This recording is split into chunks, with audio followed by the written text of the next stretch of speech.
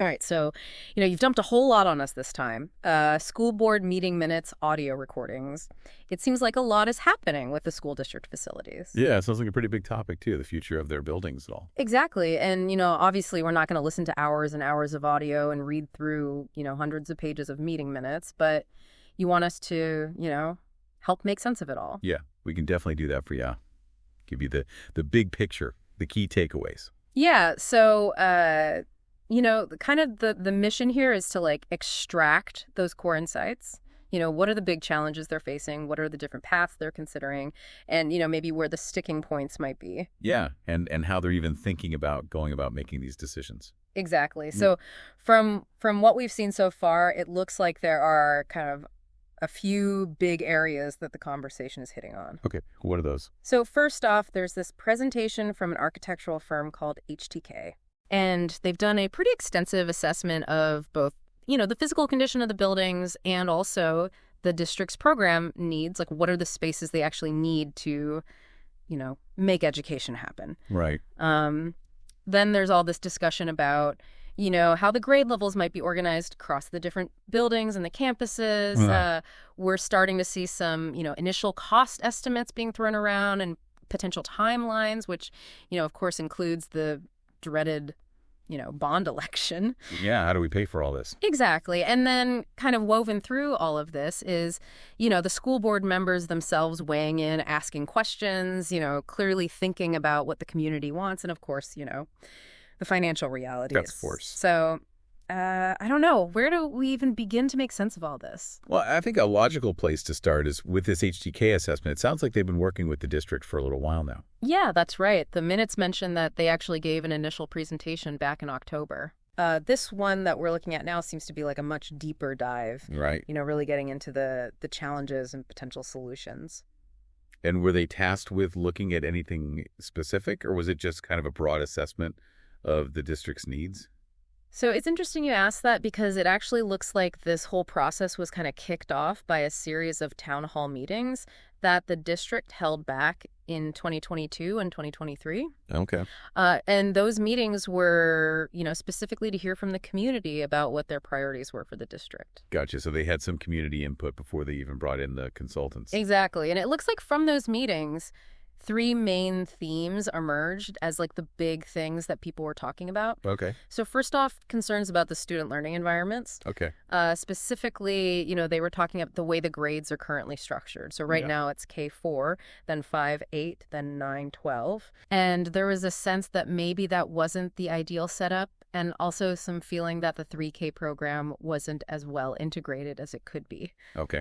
Second big theme was the ongoing issue of declining enrollment, which we know has a huge impact on school funding. Huge, yeah. And then finally, a desire for operational efficiency, particularly when it comes to staffing. Yeah, makes sense. So it looks like, HTK really used those three things as kind of the guiding principles for, evaluating the situation and starting to think about options. Yeah, so they're not just coming in and, saying, oh, here's what we think you should do. They're actually responding to some real concerns and priorities that have been voiced by the community. Exactly. And it's worth emphasizing that, HTK was really clear in their presentation that this was still very much a preliminary stage. Okay. They were just presenting research and ideas, not making any final recommendations. Right. And in fact, they even said in the meeting that they, fully expect revisions and more input as things move along. Yeah, good. It's important to have that flexibility, especially this early in the process. Totally. And in terms of what they actually looked at, it seems like they kind of built on some previous assessments that had been done. Okay. So there were some earlier assessments that had been done that were more focused on the physical condition of the buildings. Right, roofs and boilers and all that. Exactly. Foundations, roofs, HVAC systems, all that kind of stuff. But this time around, they were really digging deeper into the program side of things. So how are the spaces actually being used?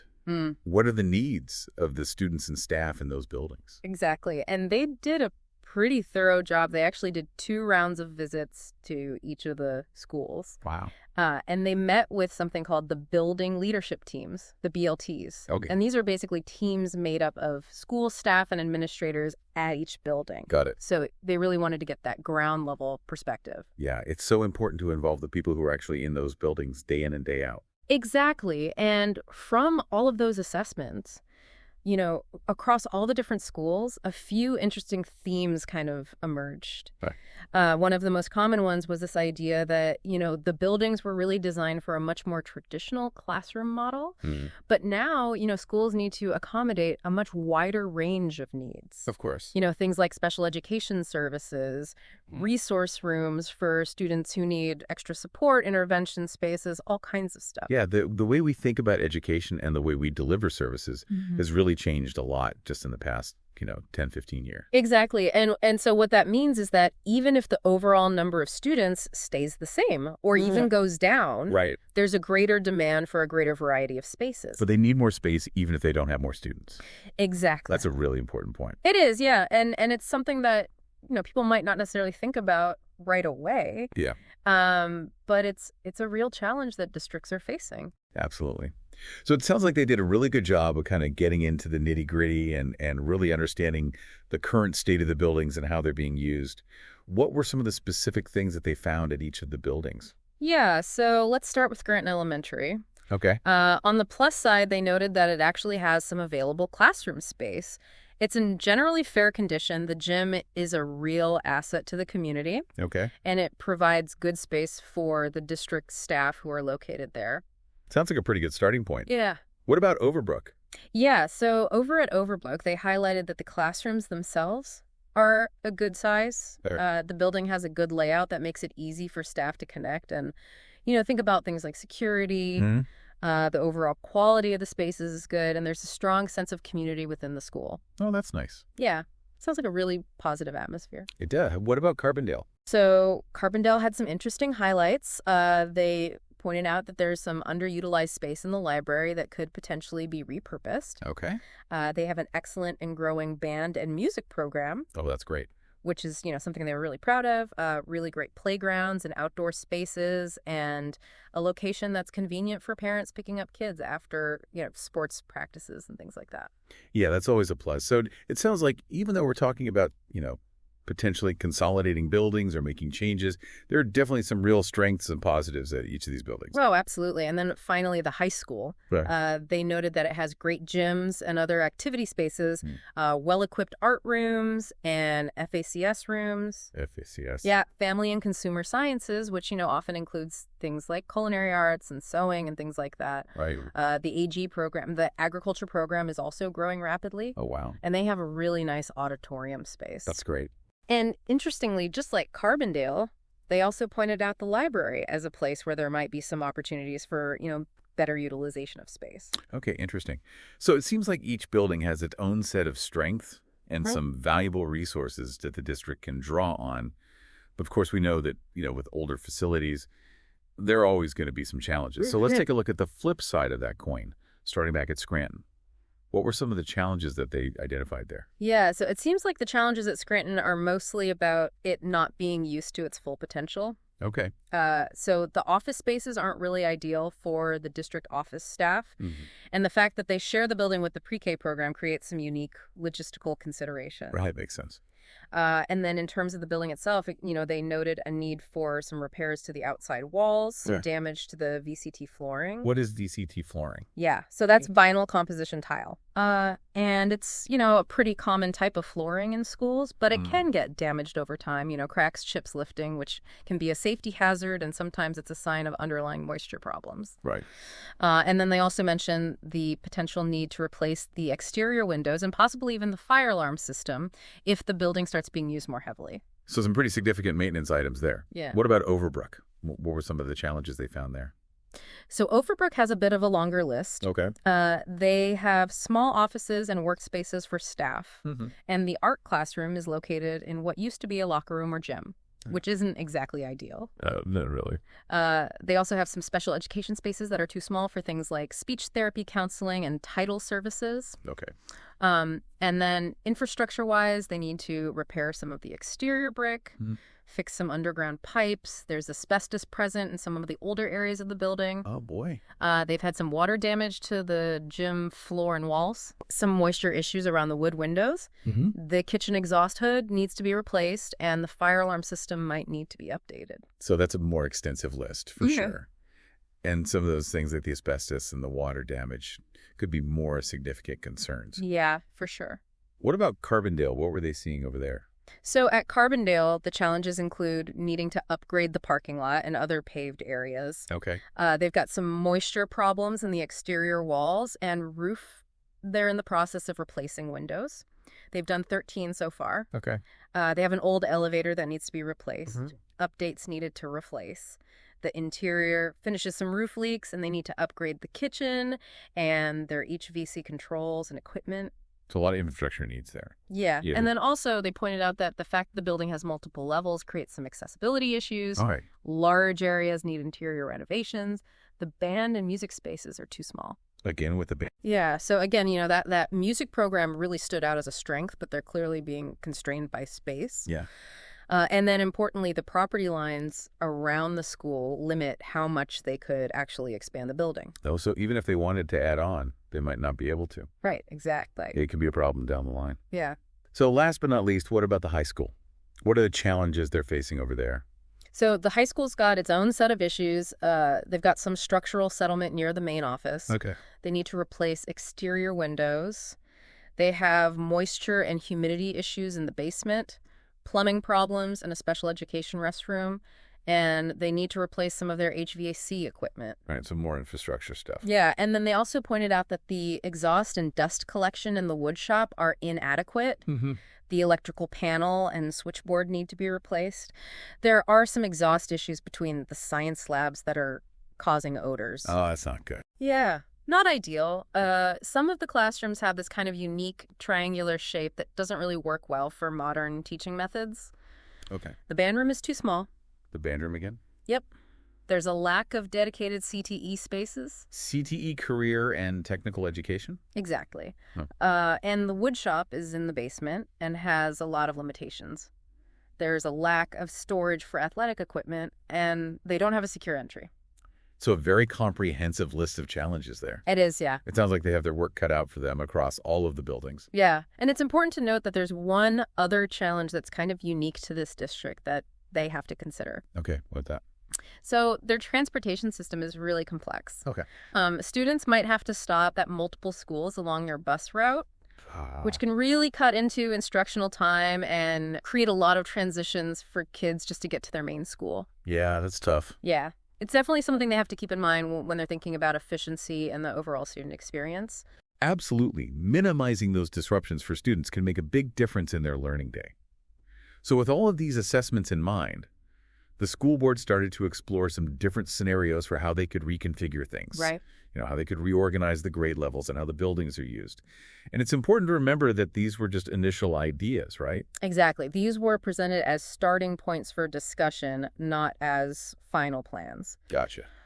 So the first scenario that they looked at was a complete consolidation of all grades onto the high school site. Okay, so like a one-campus model? Exactly. What would that involve? So the idea was to move all students from pre-K all the way up to 12th grade to the high school property. Wow, that's a big change. It is, yeah. And the thinking was that this would, create a more central location and could offer some advantages in terms of transportation. Okay. The specifics of the plan included building a separate facility for pre-K through 6th grade on the annex site and adding a wing for 7th and 8th graders to the existing high school building. Okay, so a new building and then addition. Exactly. And then this scenario also brought up the question of, where would the district office be located and what would happen to the Scranton building? All right. The estimated cost for this option was pretty high, ranging from $44 to $53 million. That's a big chunk of change. It is. What were some of the concerns that they raised about this possibility?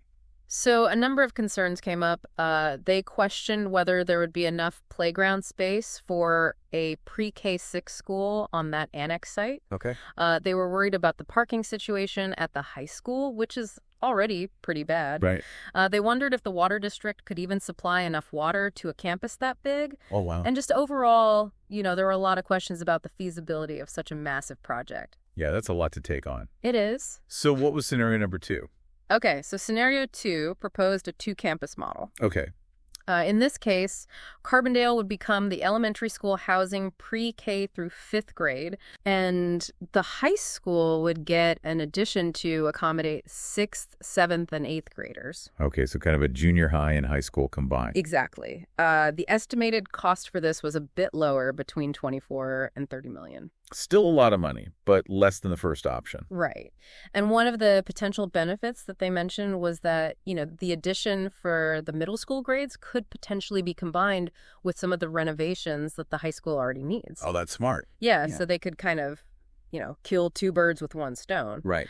However, they also noted that, they'd have to think about parking at Carbondale. Yeah. And they'd have to make sure that a new band room was included in that 6-8 edition. Of course, the band. Yeah, it just keeps coming up. Yeah, it seems like that music program is really a strength and a priority for the district, but they're really being limited by their current facilities. Absolutely. Okay, so 1 campus, 2 campuses. What was option number 3? So option number 3 was a 3-campus model. In this scenario, Overbrook would get an addition to house pre-K through 5th grade. Okay. Carbondale would become the middle school for 6th through 8th grade, and the high school would remain 9 through 12. Okay, so each building would have its own dedicated grade level. Exactly. The estimated cost for this was even lower, in the range of 13 to 18 million, and that included some upgrades to each of the 3 buildings. So spreading the cost out a little bit. Exactly. A key question that came up with this scenario, though, was where would the district office be located? Right, because in this option, they wouldn't be using Scranton anymore. Exactly. Okay. And then the final scenario. All right, so the 4th scenario they looked at took kind of a different approach. Okay. This one focused on reorganizing the existing spaces. Okay. So no major new construction, just kind of shuffling things around. Interesting. The proposal was to move 5th through 8th grade to Overbrook, Okay. have pre-K through 4th grade at Carbondale, and keep the high school 9 through 12. So basically like a upper elementary, middle school, and then high school. Exactly. Okay. The main idea here was to just focus on making necessary capital improvements to the current buildings without undertaking any major additions. Yeah, makes sense. This had the lowest estimated costs, between 8.75 and 11.15 million. Obviously a huge consideration. Yeah, and one of the advantages they pointed out was that it would address that current situation of younger elementary students being in the same buildings as much older middle schoolers. Right, which was one of the things that the community had brought up as a concern. Exactly. So with all of these different scenarios, and some of them involving, closing schools or repurposing buildings, there was also some discussion about what could happen to Scranton if it wasn't being used as a school, right? Yes, absolutely. And it seems like they're really open to a lot of different possibilities. Good here. Some of the things they talked about were, maybe it could become a center for a special educational co-op. Okay. Maybe a community center for various activities. Maybe some kind of housing development could go there. Understood. Maybe a work share space for businesses, or even a co-op for childcare services. Wow, they're really thinking outside the box. They are. Yeah, it's clear that they're thinking about, the broader impact on the community. Yeah, that's really responsible of them. It's not just about the buildings themselves, it's about how they fit into the community as a whole. Exactly. So let's shift gears a little bit and talk about, the school board and the superintendent. What were some of their main priorities and concerns as they discussed these options? So the superintendent really emphasized having a long-term vision, looking ahead 10, 20 years and beyond. Okay. He was very clear that student learning was the #1 priority driving this whole process. As it should be. Absolutely. Yeah. He also acknowledged the impact that declining enrollment is having on the district's budget. Right. And the ongoing need to find ways to be more efficient. Yeah. That's a common theme we're hearing across a lot of districts these days. Absolutely. Yeah. And then, a really key point that they kept coming back to was that whatever plan they choose, it's going to need the support of the community. Of course, you can't just make these decisions in a vacuum. Exactly. You got to bring the community along with you. Right. And then some of the other things that they were thinking about, they recognize that no matter what they choose, there are going to be capital improvements that need to be made. Right. Regardless of whether they consolidate or reconfigure or whatever. Right. Maintain those buildings. Exactly. There was also some discussion about, how things used to be done in the past. Apparently, the district used to have K-8 schools. Oh, interesting. Yeah. So that suggests that the buildings themselves might be adaptable to different grade configurations. Yeah, that's good to know. Yeah. And then some of the board members mentioned that, ideally they'd love to see a one campus model in the long run. Okay. but they were also realistic about the cost and the challenges of getting there. Right. It's a big undertaking. It is. Right. Both financially and logistically. Absolutely. So what about the student experience?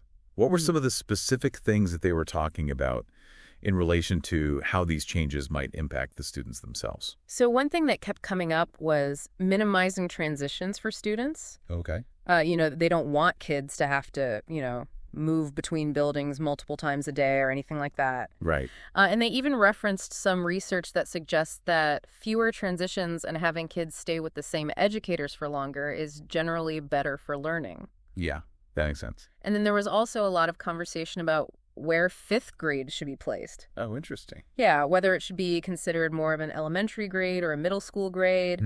They'd heard mixed feedback from teachers on this. Yeah, I can imagine that would be a tough one. Yeah, but the general feeling seemed to be that keeping pre-K through 5 together made the most sense developmentally. Right. Those early elementary years. It's good to have that continuity. And what about the elephant in the room, the cost?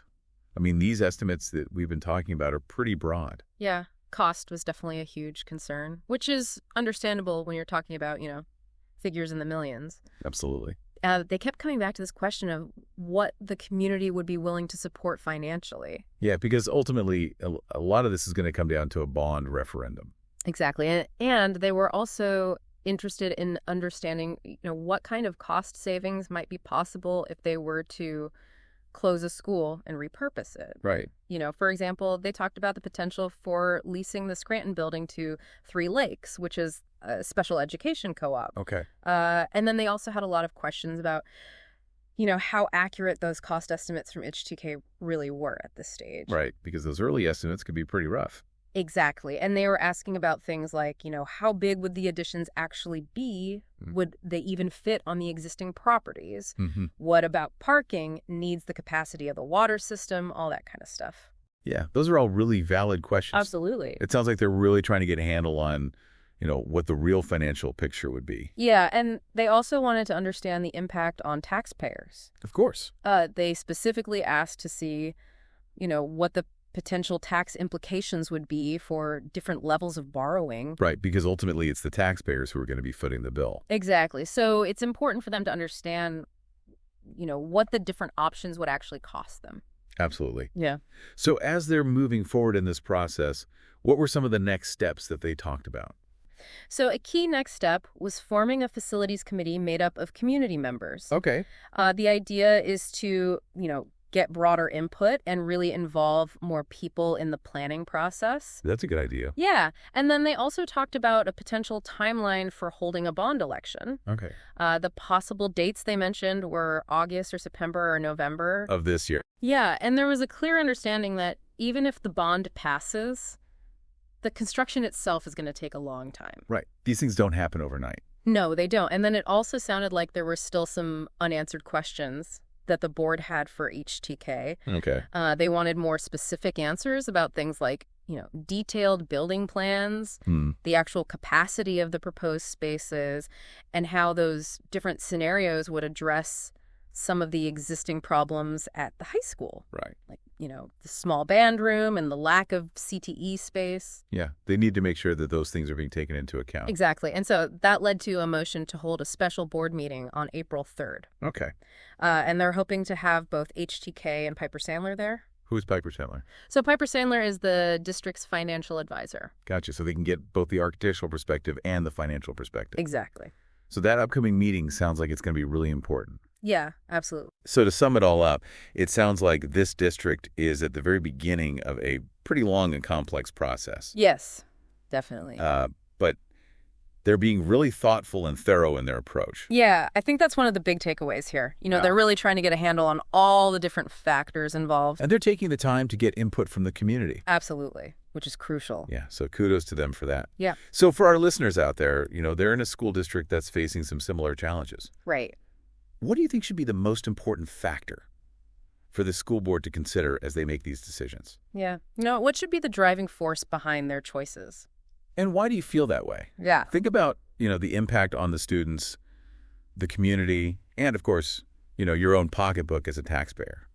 It's a big question, but an important one. It is. And if you're interested in digging deeper, you can always check out the school board's meeting agendas and minutes online. Good idea. You could attend a public forum or committee meeting, or even do some research into how other school districts have handled similar situations. Yeah, there's a lot of information out there. Absolutely. So thanks for taking this deep dive with us. Yeah, this has been really interesting. It has. We'll have to see what happens next. Yeah, we'll definitely be keeping an eye on this. We will. All right. Thanks, everyone.